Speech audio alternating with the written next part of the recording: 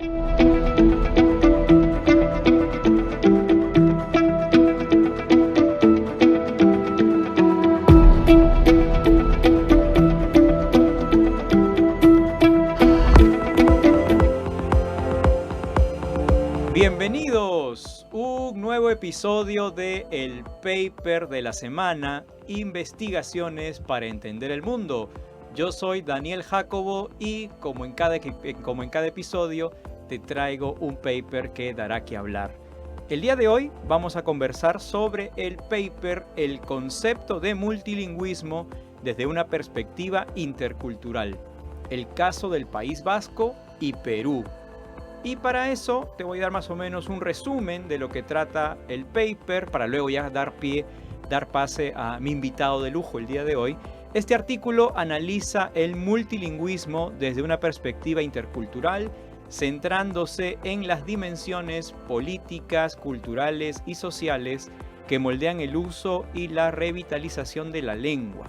Y es un estudio comparativo muy singular, el Perú y el País Vasco. Ya preguntaremos por qué estos dos países, ¿no? Y dice, la principal contribución del estudio es el desarrollo y aplicación de un marco analítico funcional fundamentado en las dimensiones políticas, culturales y sociales que ya hemos dicho al respecto. Está conmigo el profesor Mauro Marino, quien es investigador, docente universitario, escritor y promotor cultural, es doctor cum laude en filología por la UNED, maestro en educación por la USIL, licenciado en literatura por la Universidad Nacional Mayor de San Marcos, ha publicado más de 20 artículos en revistas de alto impacto, cuenta con el reconocimiento de investigador con CITEC con categoría RENACIC 2, nada menos, y actualmente trabaja como docente investigador para la carrera de comunicaciones en USIL. Tengo el gusto de presentar a Mauro. Gracias por estar aquí con nosotros, Mauro. Muchas gracias, Daniel, por la invitación generosa y por supuesto por estar aquí. Siempre es un gusto con el equipo y conversando contigo sobre papers, que es lo que más me gusta también, o una de las cosas que más me gusta. Arranquemos, ¿por qué el multilingüismo? Bueno, es importante para nosotros ya desde Perú, ¿no? País, 48 lenguas originarias, un territorio y muchísimas cosas por resolver. El multilingüismo es una manifestación, o se podría llamar como una manifestación, de la enorme diversidad cultural, social, identitaria que tenemos en nuestro país, así como en otros países latinoamericanos que tenemos más o menos 400 lenguas originarias, ¿no? Y que de alguna manera determinan importantes aspectos dentro de la vida de las personas, dentro de las diferentes comunidades llamadas tradicionales por los antropólogos, pero también la interacción que éstas tienen con culturas, digamos, que se han establecido como, entre comillas, las oficiales. Tal es el caso, ¿no?, del español en la mayor parte de Latinoamérica, del portugués en Brasil, no siendo esta la única lengua, pero sí siendo la lengua que tiene mayores privilegios o mayor llegada para diferentes cosas, educación, trabajo, prestigio lingüístico en sí mismo, etcétera, etcétera. Entonces, es muy importante lo que pasa aquí en Latinoamérica. Quizás es bastante distinto a lo que pasa en el País Vasco, porque ahí tenemos el catalán. Es todo lo contrario, ¿no? Así es, el español y el vasco, que está al norte de España y el sur de Francia, y ahí no contamos muchas más. Entonces es una situación bastante singular y esas lenguas tienen mucho más espacio en su propio territorio. O sea, se conservan más. Se conservan es algo más. que no pasa aquí en el Perú. Es algo que no pasa aquí en el Perú porque prácticamente todas las cosas que se hacen, educación, servicios, salud, credenciales, gestiones administrativas, etcétera, se están haciendo en castellano.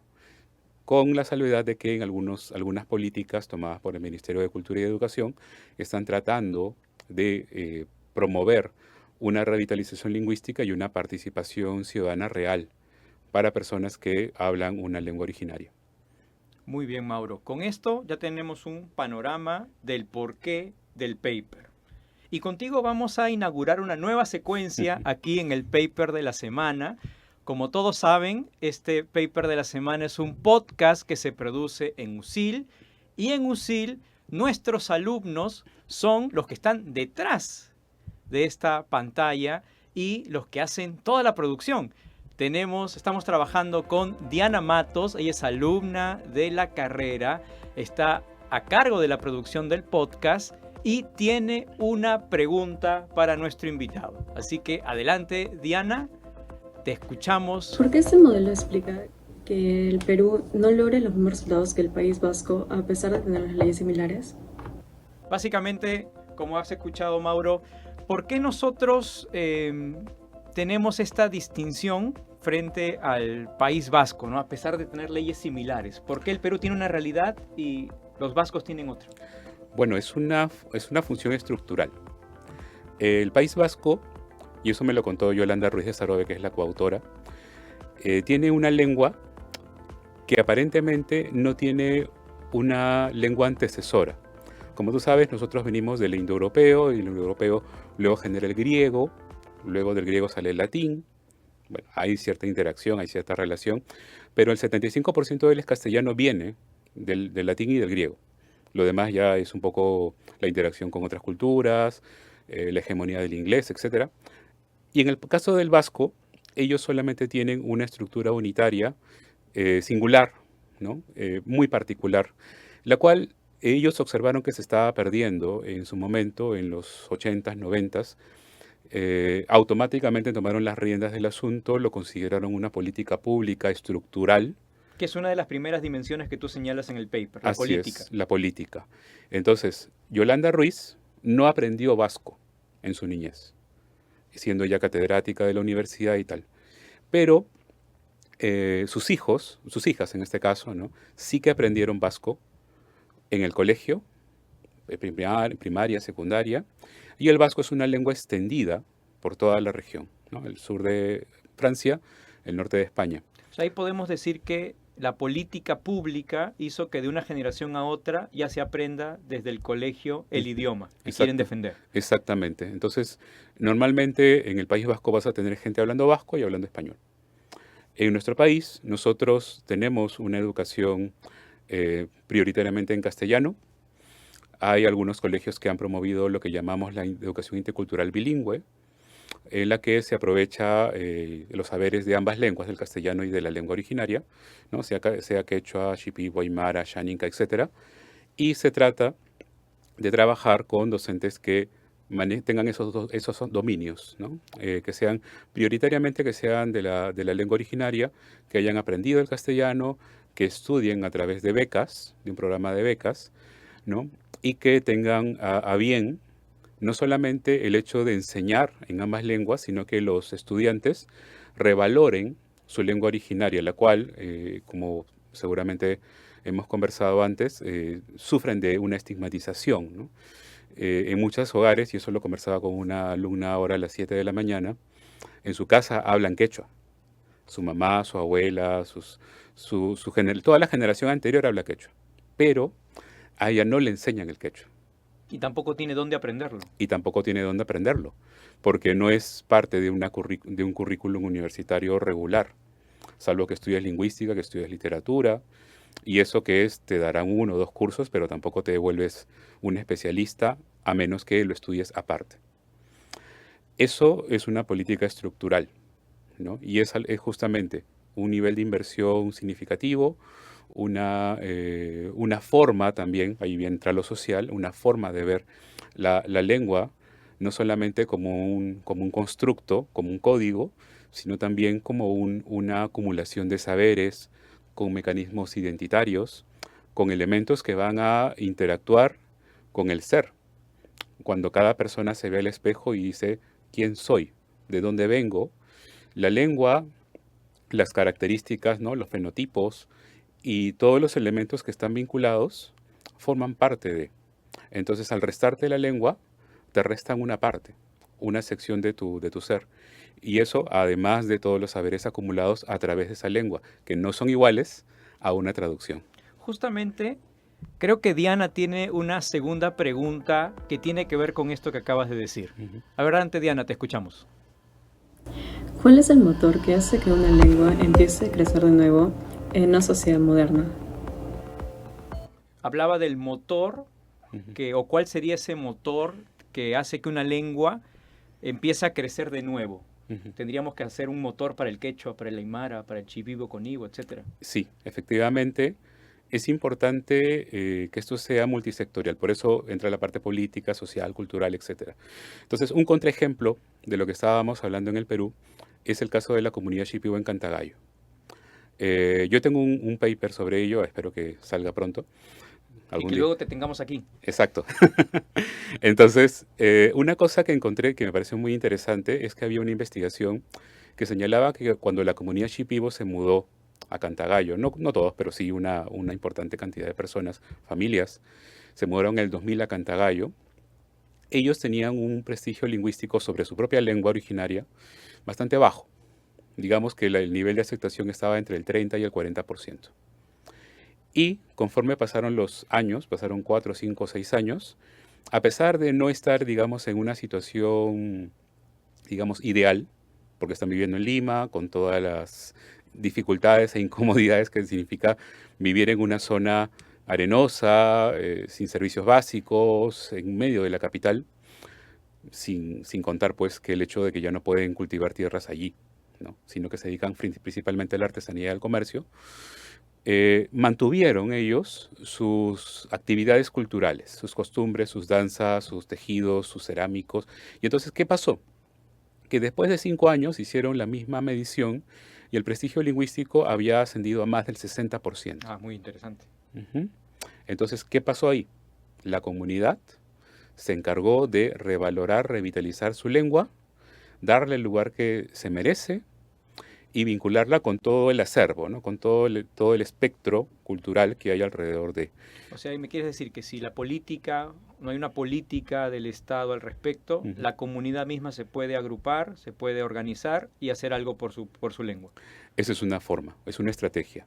¿Es complejo? Sí, porque justamente ellos estaban en un asunto de supervivencia, o sea, no solamente la supervivencia, digamos, vital, comunitaria, etcétera, sino también la supervivencia cultural. Entonces, lo político a veces falla, o a veces es insuficiente, entra lo social, lo comunitario, y de pronto lo comunitario se fortalece con lo cultural, porque muchas personas allí, ya sea para un evento o ya sea de forma cotidiana, no todos, pero sí varios de ellos, utilizan, por ejemplo, vestimenta propia de su cultura. Entonces, estas dos cosas se retroalimentan, estos dos elementos. Si a eso le sumamos la posibilidad de que en la escuela, que si hay un caso de una escuela, en la que enseñen la lengua originaria o se enseñe en la lengua originaria, entonces ya tenemos también un factor educativo. Es complejo, el nivel de inversión no es el mismo que en el País Vasco, pero existe también la necesidad de usar la lengua para fines prácticos, para fines cotidianos. Es decir, el castellano es más fácil, en el sentido de que te sirve para relacionarte y hablar con la mayoría de personas en el Perú. Pero ¿qué pasaría si que en tu comunidad aparece esta lengua y hay cosas que puedes hacer más efectivamente con esa segunda lengua? eh, Interculturalmente también, ¿no? Justamente con el respaldo, con el apoyo de las características comunitarias y todo lo demás, entonces esa lengua sobrevive. Es como lo que pasa, por ejemplo, en Lima hay varios casos de idiomas extranjeros, ¿no? Hay colegios donde se enseñan inglés alemán, Sí. inglés francés, inglés italiano, Ujú. y los alumnos terminan el colegio hablando esos idiomas. O sea, lo que tú Exactamente, dices es al revés. Con las lenguas originarias, con las lenguas un colegio en originarias. donde se pueda de alguna forma aprender quechua. Tendríamos que hacer una encuesta en Lima, por ejemplo. ¿Cuántos limeños hablan quechua? Porque seguramente hablan inglés, francés, pero ¿cuántos hablan quechua? Es muy pocos. Y claro, o sea, ¿Y qué hacemos al respecto? Ese es más o menos el espíritu de tu paper. sí, ¿qué hacemos al respecto? Se plantean algunas estrategias, ¿no? De carácter sistémico. Está el tema político, obviamente no es nuestra decisión. Está el tema social, que lo hemos visto, lo estamos observando, en algunos casos bastante contados. Está el aspecto cultural y bueno, claro, el aspecto investigativo también, si se quiere, porque estamos de alguna manera promoviendo el interés, las inversiones quizás o la proyección hacia productos de impacto que repercutan o generen resonancia dentro del ámbito. En este momento, por ejemplo, que compartimos el proyecto del observatorio, ¿Qué se busca con hacer un trabajo de fact-checking? Aparte, digamos, de desmentir, aparte de decir por si acaso esto no es cierto, lo correcto es esto otro, también dentro del ámbito de la investigación estamos tratando de generar educación ciudadana, que la gente pueda tener criterios para informarse, trasladándolo al ámbito lingüístico, que la gente no solamente reconozca la lengua y a sus hablantes, ¿no? por añadidura, sino que también estas personas, al sentir, o sea, los hablantes, al sentir el respaldo comunitario del exterior, del resto de grupos de interés, sienta que realmente vale la pena utilizar su propia lengua, que es una lengua fuerte, que les sirve para relacionarse, que les sirve para generar una identidad que no es exactamente pelearse con el otro, sino decir, nosotros tenemos esto, tú tienes esto otro, y podemos convivir, coexistir, ¿no? Que ese es un poco el propósito del aspecto multilingüista, del multilingüismo desde el punto de vista intercultural, ¿no? Coexistir de manera armoniosa, preservando las identidades de cada individuo y al mismo tiempo fortalecer los elementos culturales que están allí relacionados. Es una tarea compleja, sobre todo en épocas electorales, porque Perú se fragmenta, se bipolariza o se tripolariza, pero es parte del compromiso que nosotros deberíamos tener, no solamente, digamos, desde el aspecto lingüístico, ni mucho menos, sino en todos los aspectos, para poder reconocer al otro como un igual. Con esa idea, Mauro, me quedo de convivencia en la diferencia. Vamos a ir a una pausa y regresamos con la segunda parte de este paper de la semana. Nuestro compromiso siempre ha sido formar comunicadores con una mirada integral, que se conviertan en referentes en los distintos ecosistemas comunicacionales que componen nuestra vida y bajo un amplio sentido de responsabilidad social. Formamos comunicadores 360 para el mundo. Abordamos la comunicación como un pilar estratégico para la sociedad. Nos enfocamos en formar comunicadores 360, capaces de comprender y adaptarse a un mundo cada vez más interconectado, con un enfoque global y sostenible, bajo un sólido espíritu emprendedor y garantizando una proyección internacional con más de 85 alianzas con prestigiosas universidades a nivel mundial. Nuestra carrera de comunicaciones brinda 5 especialidades, enmarcadas en las actuales tendencias de contenido: comunicación empresarial, publicidad, periodismo, comunicación audiovisual y comunicación digital. Contamos con una infraestructura de primer nivel que le permite al estudiante la oportunidad de sumar experiencia práctica y vivencial en nuestra incubadora de contenidos Media Lab. Equipada con estudio de TV, sala de cine, cabina de radio y laboratorio de edición e imagen digital, y en donde se producen contenidos para nuestras señales de streaming exclusivas, USIL TV y Frecuencia USIL, actividades académicas, medios de comunicación y más. Nuestro modelo de enseñanza se proyecta desde los 4 pilares institucionales USIL, desde la globalización, formando profesionales capaces de desarrollarse en cualquier escenario internacional. Desde la sostenibilidad, buscando crear propuestas para el cuidado del medio ambiente y el bienestar social. Desde la innovación y la investigación, promoviendo e impulsando la investigación en generación de contenido y reputación.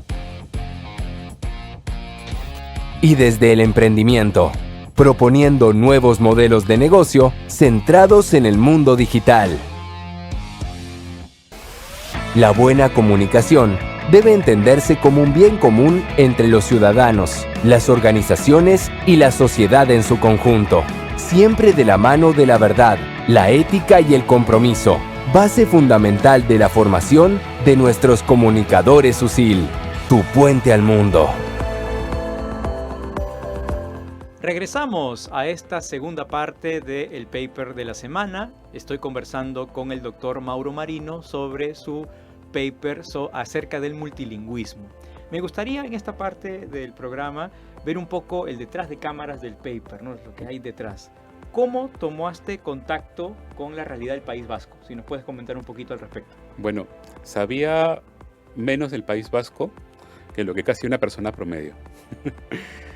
Para empezar, el País Vasco no es, digamos, desde el punto de vista de las banderas o de las naciones, un país.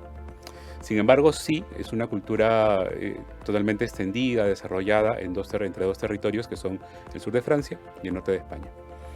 Y en tal sentido, ellos tienen su lengua, tienen sus costumbres y tienen vino muy bueno, por cierto. y en este caso, me pareció sumamente interesante lo que me contaba Yolanda Ruiz, ¿no? Que estábamos hablando en la primera sección.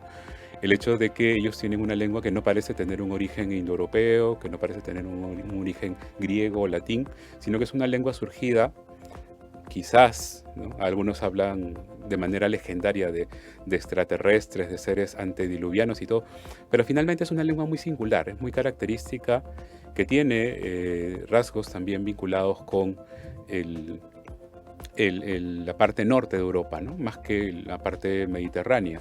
Entonces se trata de una cultura muy distinta del español promedio, del español madrileño y mucho más del español sureño, ¿no? que es Valencia, que es la parte ya cercana al mar Mediterráneo. Entonces ella entra en contacto conmigo por un correo, porque había leído un artículo, no era un artículo, era un resumen de una ponencia, de un evento realizado me parece que en el 2020. Y me dijo que quería hacer una estancia aquí, que quería conocer un poco la realidad peruana, la revitalización lingüística, si es que la hay, que sí la hay, pero bueno, tiene sus cosas. Y entonces vino en noviembre del año 2023. Conoció a la gente que hace el trabajo con Canal 7, el noticiero en quechua y en aymara. Conoció al director, que básicamente lo que hace es un voluntariado. Ah, mira. Es un voluntariado. El hombre trabaja en una ONG. Durante el tiempo que le queda disponible, arma los programas de noticias, que justamente tienen que ver con la parte intercultural, ¿no? ¿Qué pasa cuando hablamos de multilingüismo desde un punto de vista intercultural? Eso significa que una lengua no es simplemente un traslado de un contenido con un código a otra lengua, sino que cuando nosotros utilizamos una lengua vamos a emplear también elementos que están relacionados directamente con la cultura local, cuando hablamos de cultura, le hace tradiciones, ritos, formas de ver el mundo, ¿no? De entenderse de manera personal, comunitaria y religiosa, por último, y que de alguna manera también generan una serie de retos y también generan deficiencias a la hora de trasladar, por ejemplo, una educación formal. Este libro de texto en castellano, autorizado, validado, ¿no? En castellano, pues funciona perfectamente con la gente de Lima, posiblemente con la gente de Arequipa, de la Arequipa, digamos, ciudad, ¿no? Pero si tú trasladas este libro, simplemente haces la traducción a una lengua originaria, pongamos que la traduces al chipivo, lo mandas a la selva, va a haber ejemplos que se relacionan, por ejemplo, con el puerto del Callao. No tiene sentido. No tiene sentido. Están hechos para su contexto. Exacto. Su contexto es muy importante. ¿Qué cosas se hacen allí? O sea, aparte de los ritos y las tradiciones y las creencias, están las actividades productivas. ¿A qué se dedica tu comunidad? Se dedica a la artesanía, se dedica a la tala de árboles, se dedica a la agricultura. ¿Cómo le puedes hablar, por ejemplo, de una fábrica de autos a gente cuya principal actividad es la agricultura? No tiene sentido. No tiene sentido. Entonces, lo intercultural es muy importante. Pero ahí en tu experiencia, Mauro, ¿eso quién lo tiene que hacer? ¿El privado? ¿El Estado? ¿ONGs? ¿De quién es la responsabilidad? ¿Todos juntos o nadie? Sí, es todos juntos o nadie. Quizás en este momento se acerca más al nadie. Habría que pensar en cómo hacerlo todos juntos. Y justamente ahí está el asunto. Tenemos un capital humano importante en todo el Perú. Lima concentra 12 millones de personas aproximadamente, luego están Trujillo, Arequipa como ciudades grandes, pero en todas partes hay actividad productiva, de hecho que sí la hay porque tenemos actividad de exportación, no solamente de minerales, sino también de productos agroindustriales. Y entonces vamos a ver que hay mucha gente que podría ejercer un trabajo digno, formal, desde el lugar donde está. Que el lugar es desfavorecido desde el punto de vista logístico porque no hay instituciones, quizás no hay educación superior, quizás... Y entonces vamos a ver que en el momento en que el privado se interesa por una región, puede y debe, de alguna manera, relacionarse con el Estado para favorecer que esa región crezca con él. La responsabilidad social corporativa, que es otro tema que también está vinculado, está justamente en relación con que la empresa crece, pero no crece sola. Claro. Crece con el espacio, el territorio, las personas y el medio ambiente que la rodea. Claro. Que ahí tú también tienes una investigación con Guillermo Mayurí, que Exacto. habla de la responsabilidad social y que Sí. ya estuvo también hace un tiempo aquí en el paper de la semana. Exactamente. Nos hablaba de eso, que las Sí. personas crecen en la medida que la empresa les da facilidades para su desarrollo personal y familiar. Sí.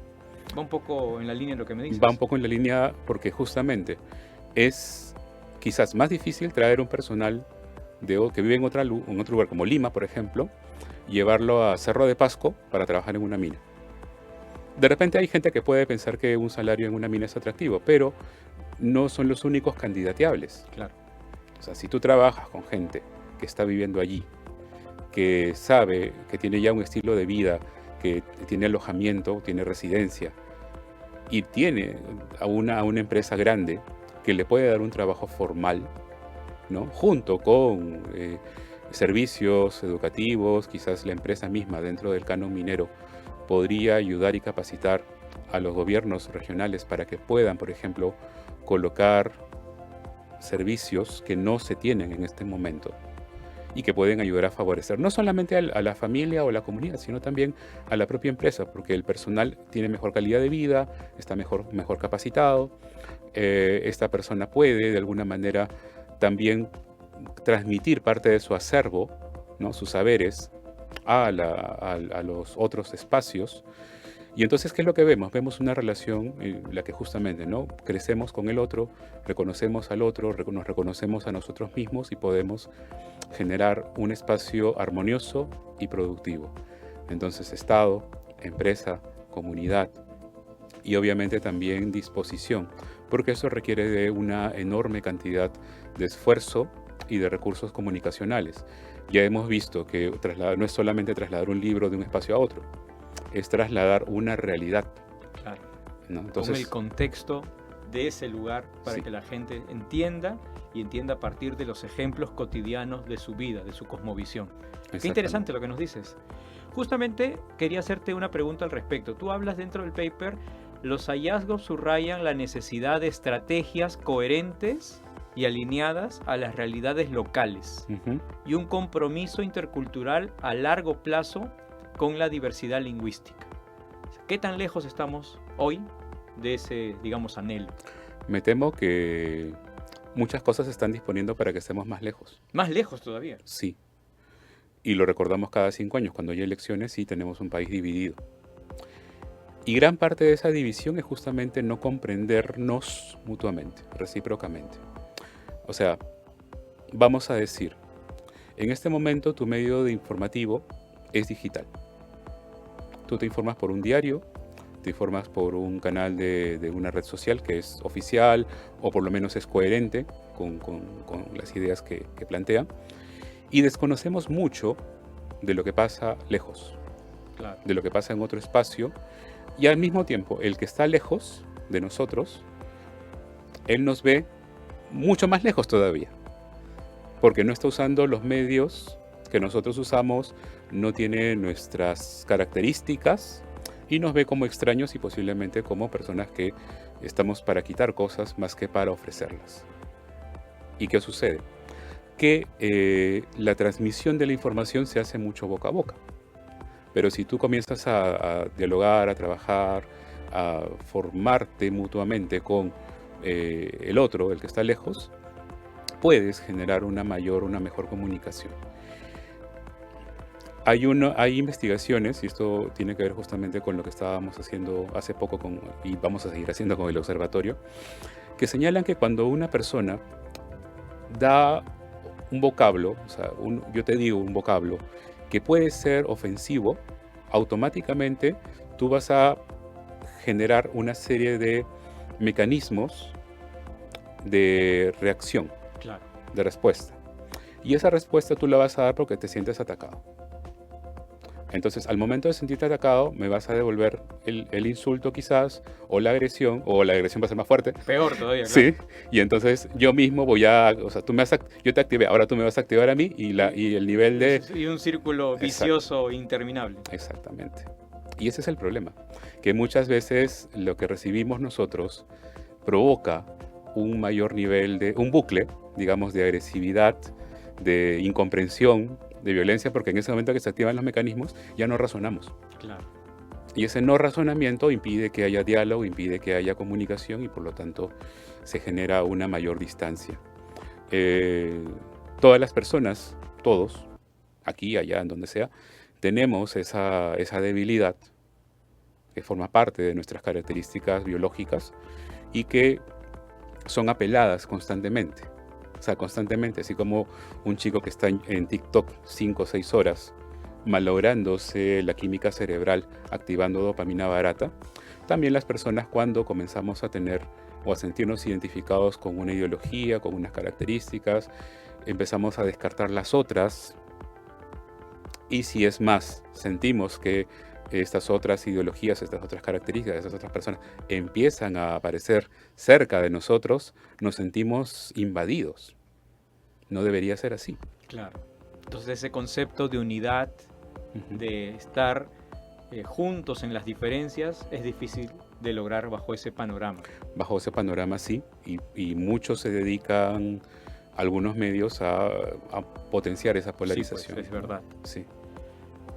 Como investigador, como académico, siempre, ya vamos para la parte final de este podcast, siempre dejamos misiones o retos para nuestra audiencia. Empezamos por nuestros estudiantes. A raíz de tu estudio sobre el multilingüismo en estas dos realidades distintas, ¿qué consejos o recomendaciones le puedes dejar a tus estudiantes? Bueno, mucho de lo que hemos hablado. En primer lugar, el hecho de que es importante, así como en la publicidad, ¿no? Y en el marketing, si tú quieres ofrecer algo, servicio, producto a una persona, tienes que conocer a la persona. No vendas una identidad. Ese es un tema de responsabilidad. Una empaquetadura. Así es. No, vende la esencia. Vende la esencia de lo que tú deseas. Y de esa manera, no solamente vas a respetar, hay gente que no es respetada, pero no se da cuenta, lamentablemente, pero vas a respetar la identidad de la otra persona o la posibilidad de que esta persona construya su propia identidad. Entonces, ese es un primer mensaje. En segundo lugar, al conversar con esta estudiante antes de la clase sobre el tema del quechua en su casa, ¿no? Respeten mucho las otras lenguas, las otras costumbres, las otras tradiciones. Hay gente que hace cosas que son curiosas, que son llamativas. En febrero tú sabes que se tumban un árbol y la gente ve el árbol como una piñata, la yunza. Y yo tengo un primo por parte de mi esposa que se desvió el tabique nasal por un colador de fideos que valía 5 soles. El hombre estaba feliz. Estaba feliz. Y esa felicidad es tanta felicidad, porque él es premio mayor en ese momento, como por ejemplo que tu equipo de fútbol campeone. Claro. O sea, no es una felicidad asociada a algo que cambie tu vida. Entonces, si tú te emocionas porque tu equipo gana o campeona, respeta la emoción de una persona que consiguió un colador de fideos y que posiblemente va a tener que operarse por algunos cientos o miles de soles en su nariz. En Valencia quemaban carros alegóricos, las fallas, ¿no? Y era algo que la gente celebraba. Hubo una época, ¿no? Ahora, en este momento, ya la corrida de toros es absolutamente impopular, ¿no? Y denostable por la mayor parte de la gente en el mundo. O sea, a mí no me gusta, hay mucha crueldad, pero hubo un momento en que mucha gente se emocionaba con eso. Hay gente que todavía se emociona, pero ya no son muchos. Claro. Entonces, hay que ir identificando qué cosas realmente nos hacen crecer, nos hacen mejorar como personas. No voy a estar a favor nunca de la corrida de toros, por el toro sobre todo, pero sé que hay costumbres que, no siendo, digamos, tan nocivas o tan perniciosas, son celebrables en la medida en que le generan alegría a los otros, Claro. donde no se les hace daño a los demás. En el 2018 tú abrazabas a otro peruano desconocido porque Perú estaba en el Mundial. Sí, se vio en esa, yo me acuerdo la foto o Sí. los videos en el Parque Kennedy, Exacto. todos saltando, Saltando y celebrando como si fuéramos un país unido unido. en la diferencia. Exacto. O sea, sí hay cosas que nos pueden unir. Sí. Ese es un punto número 1 para tus estudiantes. Ahora, ¿qué recomendaciones para tus pares, profesores, profesionales, Ujú. sobre el multilingüismo? Bueno, que se coman el lío de entender la cuestión desde un punto de vista intercultural. Evidentemente, ninguno de mis pares tiene los recursos, el dinero, digamos, el poder para modificar cuestiones políticas estructurales, pero sí para generar más investigación, para revalorar la parte lingüística, la revitalización, para que la gente entienda qué cosa es un proceso de revitalización. Yo me estoy comprometiendo con 2 papers más. Uno de ellos ya salió hace poco, a principios de este año. Con otro me estoy peleando para que salga, pero ya va a salir también. Y todos están enfocados justamente en ese tema, ¿no? Cuando reconoces que hay otras lenguas, reconoces que hay multilingüismo. Y automáticamente tienes que pensar en qué hacer con eso. En este caso, cómo se promueve la revitalización desde un aspecto, desde otro aspecto, desde otro aspecto, ir sumando. De manera que cuando llegue el momento, sepamos exactamente qué decisión tomar, Claro. ¿no? Porque en algún momento vamos a tener algún poder de decisión, pequeño, grande, mediano, pero vamos a tenerlo. Y lo importante es que esa decisión sea una decisión informada, consciente y efectiva. Y ahora vamos justamente a los decisores, a las Ujú. personas que tienen poder, Ujú. privado, en lo político.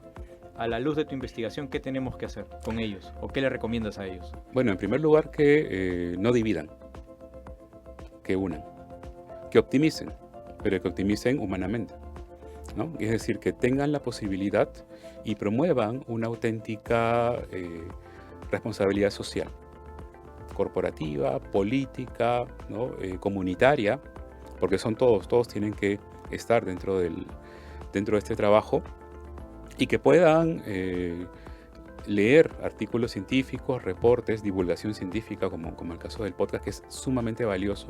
El hecho de que alguien te hable sobre estos temas, que alguien pregunte sobre estos temas.